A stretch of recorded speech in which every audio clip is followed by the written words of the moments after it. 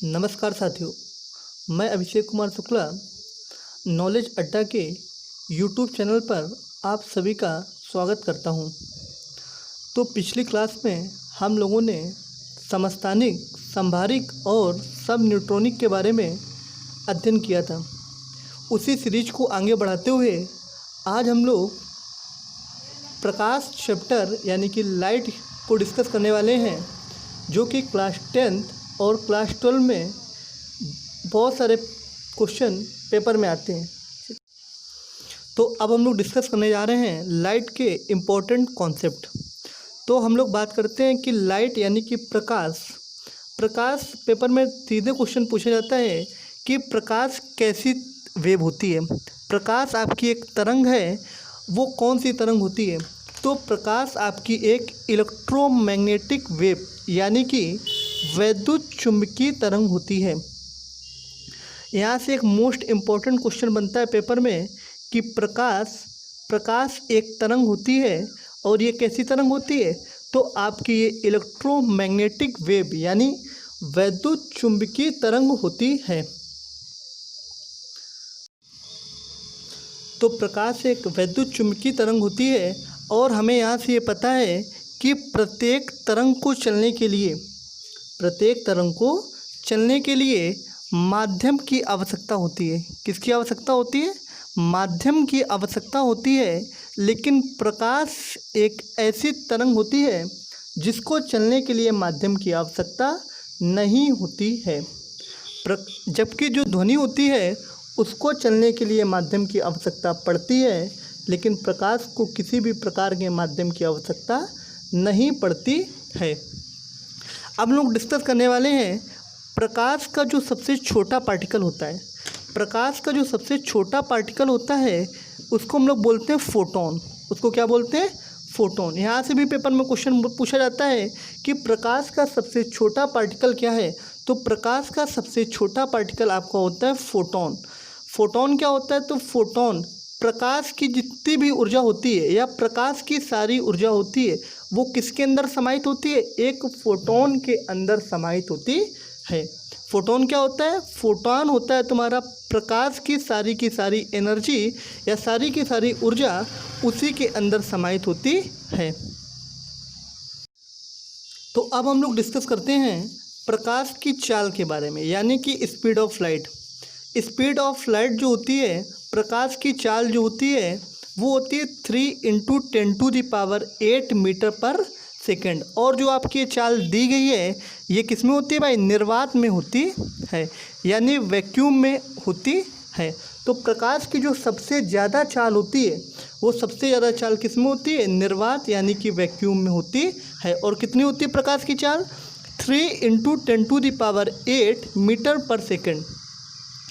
और यहाँ से ये भी पूछा जाता है कि प्रकाश की चाल की खोज किसने की थी? तो प्रकाश की चाल की खोज एक वैज्ञानिक थे, रोमर। तो उन्होंने इसकी खोज की थी, यानी कि speed of light is discovered by Romer. Speed of light is discovered by Romer. अब हम लोग बात करते हैं प्रकाश के डेफिनेशन के बारे में। क्या होता है प्रकाश? तो हम बताते हैं आपको कि प्रकाश हमें स्वयं दिखाई नहीं देता है। प्रकाश हमें स्वयं दिखाई नहीं देता है, बल्कि इसकी सहायता से हम लोग दूसरी वस्तुओं को ही देखते हैं। प्रकाश हमें स्वयं दिखाई नहीं देता है, इसकी सहायता से ही हम दूसरी वस्तुओं को देख पाते हैं। जैसे आपको कॉपी दिख रही है, वाल दिख रही है, टेबल दिख रही है, तो ये हमें किसके कारण दिख रही है? प्रकाश के कारण दिख रही है। अगर प्रकाश ना हो, लाइट ना हो, तो इन वस्तुओं को हम लोग देख नहीं सकते हैं। तो फिर हम लोग डिस्कस करते हैं इसकी डेफिनेशन। इसकी डेफिनेशन क्या होती है? वह विकिरण जो हमारी आँखों को क्या करता है? संवेदित करता है। वह विकिरण जो हमारी आँखों को संवेदित करता है क्या कहलाता है भाई? प्रकाश कहलाता है। एक बार फिर से डेफिनेशन सुनेंगे। वह विकिरण जो हमारी आँखों को संवेदित करता है प्रकाश कहलाता है। तो एक बार हम लोग फिर से ओवरव्यू लेते हैं क्या क्या अभी तक पढ़ा है। तो प्रकाश प्रकाश एक कैसी वेव है? इलेक्ट्रोमैग्नेटिक वेव है, यानी वैद्युत चुंबकीय तरंग है। प्रकाश का सबसे छोटा पार्टिकल क्या होता है? तो प्रकाश का सबसे छोटा पार्टिकल फोटोन होता है। प्रकाश की सारी ऊर्जा किस में समाहित होती है? तो प्रकाश की सारी ऊर्जा फोटोन में समाहित होती है। और प्रकाश की चाल कितनी होती है? Speed of light is equal to कितना होता है? 3 × 10⁸ मीटर पर सेकेंड। वो भी किस में होती है? निर्वात यानी वैक्यूम के अंदर पाई जाती है। जो स्पीड ऑफ लाइट है इसकी खोज किसने की थी? इसको किसने खोजा था? तो डिस्कवर्ड बाय रोमर। प्रकाश हमें स्वयं दिखाई नहीं देता है, बल्कि ये हमें वस्तुओं को दिखाने में मदद करता है। क्या कहलाता है भाई? प्रकाश कहलाता है वह विकिरण जो हमारी आंखों को क्या करता है? संवेदित करता है। क्या कहलाता है? प्रकाश कहलाता है। चलो अब हम लोग डिस्कस करते हैं प्रकाश के परावर्तन के बारे में। किसके बारे में भाई लोग? प्रकाश के परावर्तन के बारे में। तो ये क्या होता है? इसको बोलते हैं रिफ्लेक्शन ऑफ लाइट। क्या बोलते हैं?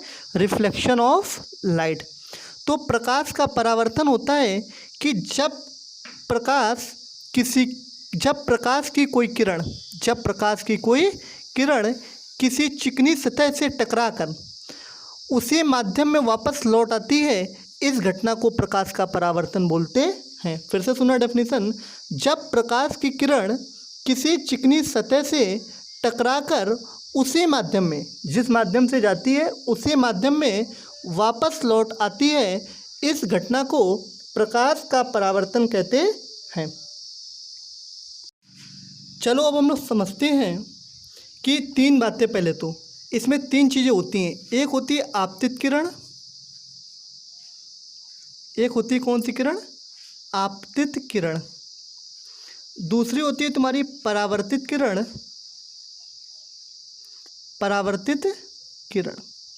और तीसरा होता है आपका अभिलंब। तीसरा क्या होता है? अभिलंब। तो आपतित किरण कौन सी किरण होती है? आपतित किरण आपकी वो किरण होती है जो किसी भी स्रोत से, किसी भी सोर्स से आती है। मान लो कि सन से कोई एक ये रेज आ रही है, सन से कोई रेज ये आ रही है और ये आके कहाँ पे पड़ गई? दर्पण पे पड़ गई। सन से आने वाली कोई एक किरण आ करके कहाँ पे पड़ गई? दर्पण पे पड़ गई। मतलब आपतित किरण वो किरण होती है जो किरण किसी भी स्रोत से आती है, किसी भी सोर्स से आती है। आने वाली किरण को हम लोग क्या बोलते हैं? आपतित किरण बोलते हैं। उसके बाद दर्पण के पड़ने के बाद ये क्या होती है? परावर्तित हो जाती है। मतलब दर्पण पे पड़ेगी और पड़ने के बाद उसी माध्यम में वापस लौट जाती है। उसी माध्यम में क्या होता है? वापस लौट जाती है। मतलब जब किरण टकरा कर वापस जाती है तो उसको परावर्तित किरण बोलते हैं। जब किरण टकरा के भाई वापस जाती है तो क्या बोलते हैं? उसको परावर्तित किरण बोलते हैं। और जो किरण आती है, आने वाली किरण को आपतित किरण और जाने वाली किरण को परावर्तित किरण बोल सकते हैं। आपतित किरण और परावर्तित किरण के बीच में एक लंब खींचा जाता है जिसको कि हम लोग अभिलंब के नाम से जानते हैं। और ये जो आपतित किरण होती है, परावर्तित किरण होती है और अभिलंब होता है, ये तीनों एक ही बिंदु पर मिलते हैं। उस बिंदु का नाम होता है आपतन बिंदु। उस बिंदु का क्या नाम होता है? आपतन बिंदु नाम होता है। और जो दर्पण होता है उस पर आपकी रेड ऑक्साइड की पॉलिश होती है। यहाँ से पेपर में क्वेश्चन पूछा जाता है कि दर्पण पे किस चीज़ की पॉलिश की जाती है? तो दर्पण पर आपके रेड ऑक्साइड की पॉलिश की जाती है। तो अब हम लोग डिस्कस करने वाले हैं प्रकाश के परावर्तन के नियम के बारे में। किसके बारे में? प्रकाश के परावर्तन के नियम के बारे में। तो प्रकाश के परावर्तन के आपके दो नियम होते हैं। कितने नियम होते हैं भाई लोग? दो नियम होते हैं।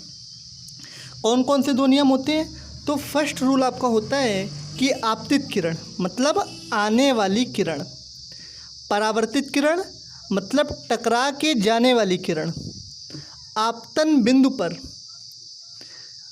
खींचा गया अभिलंब, तीनों कहाँ पर होते हैं? एक ही तल पर होते हैं। तो पहला नियम क्या होता है?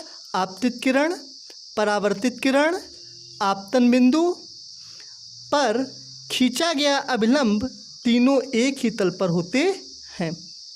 आपतित किरण, परावर्तित किरण, आपतन बिंदु पर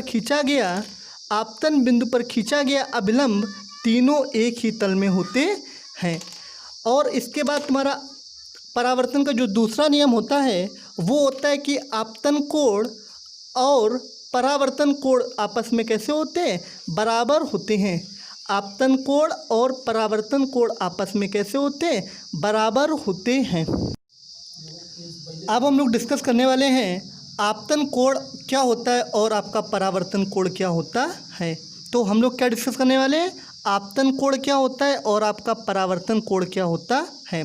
तो आपतन कोण होता है तुम्हारा क्या, कि जो कोण अभिलंब और आपतित किरण के बीच में, जो कोण अभिलंब और आपतित किरण के बीच में बनता है, जो कोण कहाँ पे बनता है, अभिलंब और आपतित किरण के बीच में बनता है, उसको आपतन कोण बोलते हैं। उसको कौन सा कोण बोलते हैं, आपतन कोण बोलते हैं। जो कोण आपका परावर्तित किरण और अभिलंब के बीच में बनता है उसको हम लोग बोलते हैं परावर्तन कोण। जो कोण परावर्तित किरण और कहाँ पर, अभिलंब के बीच में बनता है, उसको बोलते हैं परावर्तन कोण।